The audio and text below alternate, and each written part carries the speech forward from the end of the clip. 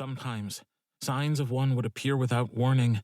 A killed goat still tethered in a yard, a flock of wild geese, plump white bodies raining down out of the sky.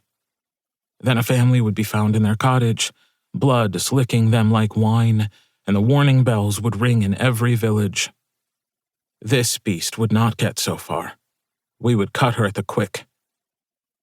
"It's a bad night," Teg said, wiping his forehead, and everyone looked at him curiously. Everyone always listened when Teg spoke.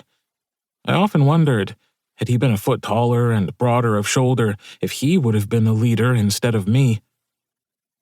"No worse than any other," said Rogan. "Is it?" Teg didn't answer.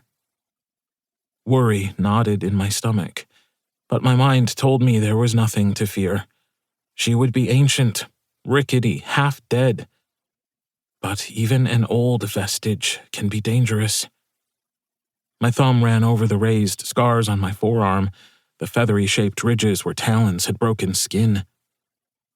I had my own history with the Elduari's beasts. Not a family existed that didn't have some terrible story involving one of them, either from the time of the last release or from some unlucky encounter long after they should have been vanquished. Beware of the little lord deep in the trees.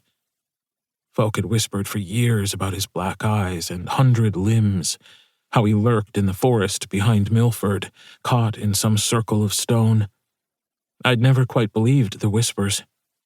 Until one day, 6 summers ago, I did. My sister had been the same age as Miri was now, and just as brave and foolish. Her screaming rang again in my ears, a shudder piercing me as I remembered the thin shape in the trees, the teeth and limbs, and me tearing blindly through the brush, too slow, too slow. I would keep the children back. There was no stopping them from joining.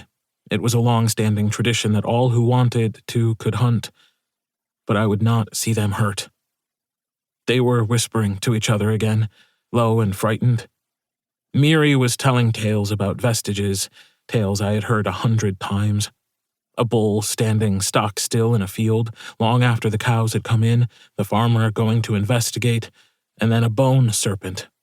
A skeletal, snake-like vestige, bursting from the beast's stomach in a shower of guts.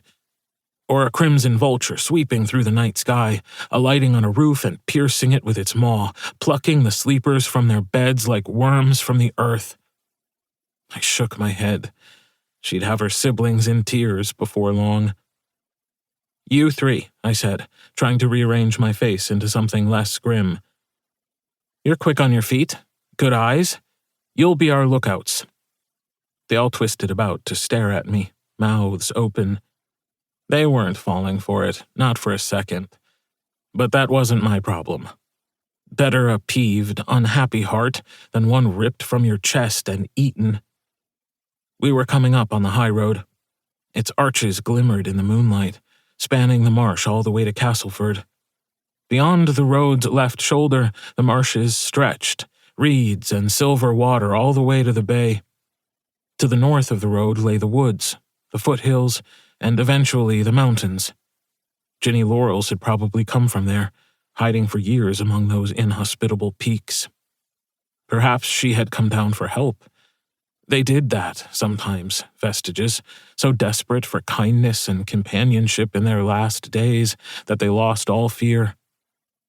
"We'll help you," I thought bitterly, scanning the marshes. Death can be a kindness, too. We started along in the high road's shadow, our boots squelching. 63, 64, 65. I counted the way signs as we went, the numbers picked out in wrought iron on the pillars. At 77 we broke away, heading once more onto open land. We'd not gone more than 20 paces when I stopped in my tracks. Teg ran into my back. They all crowded around to see what had caught my eye. It was a rumpled, flattened circle in the grass, a small pile of bones at its center. "Stay back," I said, kneeling. The bones were birds, mostly, and ferrets. They gleamed, white as pearls.